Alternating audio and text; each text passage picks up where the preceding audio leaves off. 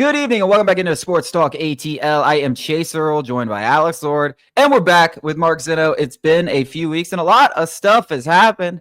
I don't know exactly where to start. I think the biggest domino that fell over the last 3 weeks was obviously Grady Jarrett being released. Your thoughts on Grady leaving, first the state of the defensive line moving forward, and also his contract that he got with the Bears.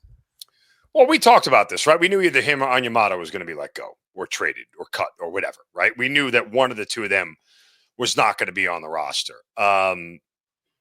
Maybe it shows a shift in organizational philosophy that the Falcon for life thing isn't anymore, as Grady was drafted here and flourished here, got to a Super Bowl here, and then they said goodbye to him as opposed to a guy like Onyemata who was a hired gun. And, maybe it's because Onyemata's a year younger and maybe because – to extend him would be a lot cheaper than what Grady was asking for. Maybe they just did Grady a solid and wanted to get him out of Dodge before the end of his career because that's what he asked for. Who knows? But, the defensive line certainly is going to have some questions going forward. I think in general, this defense really continues to be a huge question mark. And if you look at the amount of turnover, what they had from the guys who started at the last game of the regular season to the even now, if you start putting together some semblance of a depth chart, I think 7 of the 11 guys are different. And that's a lot for a new defensive coordinator and Jeff Ulbrich to deal with. And again, we're also talking about a new defensive coordinator that's an old defensive coordinator that will still run very similar to stuff that we saw before with lesser talent. So I don't really know what to make of it, but there are more questions than answers on the defensive side of the ball, despite the fact that they did the most favorite thing by signing a former Georgia Bulldog, and that covers up everything. I want to say one thing before you get into it, Alex. Has the Falcon for life thing that needs to be banned, right? Hey, I wanted to say it's never been a thing. Arthur Blank. No, but he goes out there. Yeah, all of them are never been exactly a Falcon for life. But he goes out there publicly every time he says that about a certain player. It's Matt like Ryan, death mark. It's like that's the Grim Reaper. Yeah. Like, hey, his career in Atlanta is about to spiral downward. Yeah, well, it really is. He's got to stop saying it. Listen, this is what happens when you have a meddling owner.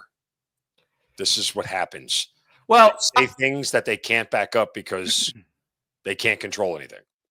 I think that it was a mutual parting of ways that could benefit both sides. Sure. To a certain extent, you got to start seeing what some of these guys can do. You got to start seeing a return on your investment in some capacity. And you invested not only a second-round pick, but a third-round pick as well in Rukaroro because you traded up for him. At a certain point, you got to clear the way so he can get some reps and not just rotational reps. Second-round pick, really third-round pick and a second-round pick, that's got to be a starter in this league. There's no chance the Falcons drafted that guy with the intentions of having him as a rotational piece. So, and for Grady, I think, playing in Chicago next to a guy like Montez Sweat, who is by far and away better than anything the Falcons have on the defensive line, it could benefit him. And he also gets some security, 3 years, 2 of it guaranteed. I think it could benefit both sides. It doesn't take the sting out of it, but I would argue, and you guys would have a better frame of reference to this than me. I would argue Grady Jarrett is the single greatest non-first round draft pick in Falcons history. Yeah, probably. Off the top of my head, probably. Tell me a better pick that they got after the first round. I can't. Again, I'm only going back 20 years. That's all I can remember. Yeah, I mean, that's as far as we could probably go back. Yeah, 25 years. That's about as much as I got. But I mean, yeah, literally, he was the single greatest non-first round draft pick that they've had since the start of the century. Like now you got my brain rummaging through old Falcons files in my head, trying to think of take a look at it. Get back to me on it. I'm curious to see if you guys can come up with something. It's definitely up there. I think the Rukaroro thing is interesting because it does feel like making this move is like they're saying, hey, Rukaroro was a guy that coming out of college, they were like, it's a project, right?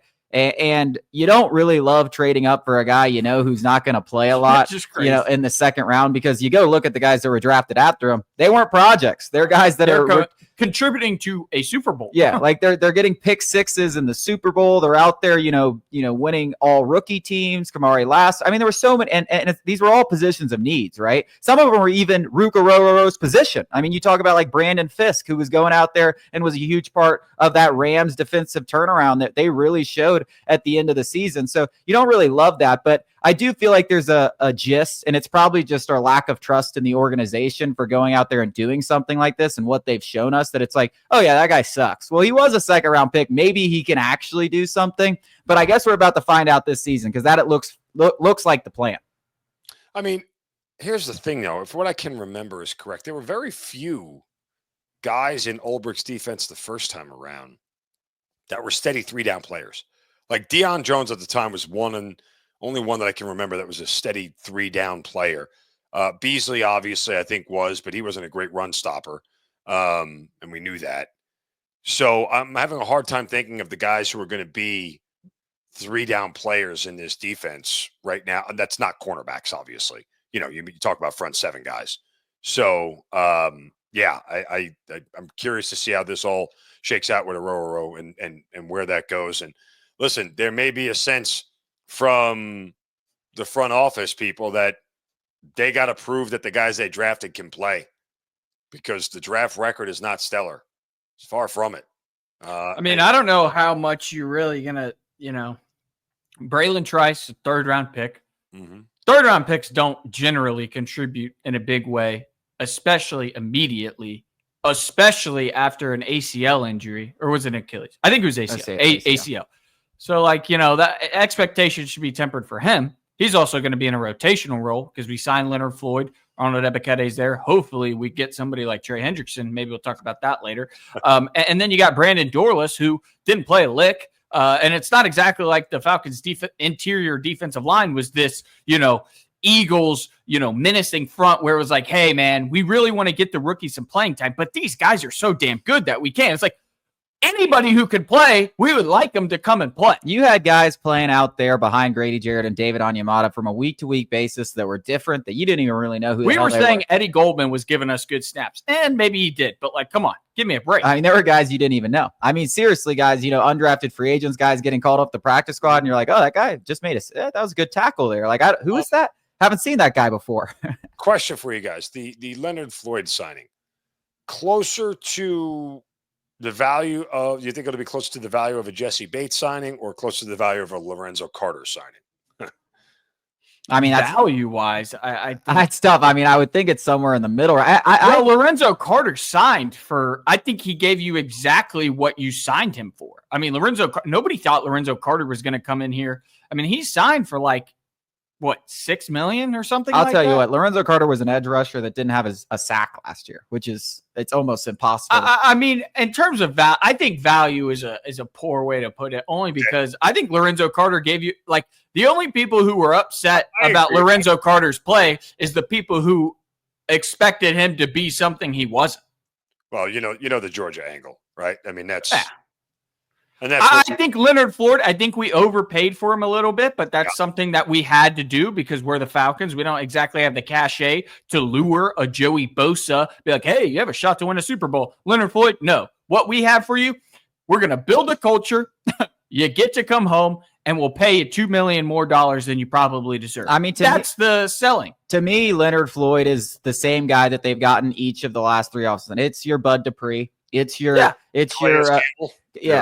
maybe Calais Campbell. I don't even know if he's something like that. 6.5 sacks. Maybe a slightly more energetic and caring Matthew Judon. That's Freeney. It's not going to be anything like if they go out there, which is what it looks like he's going to be their top pass rusher with Arnold Ebiketie. He's going to get 5 sacks. It's not going to. It's going to be the exact same thing we've gotten year after year. I want to ask you a question. We'll go to break because I think this is a bigger question, but it's more about the direction and what they've done in free agency and Terry Fontenot's job status. So we'll talk about that coming up after the break.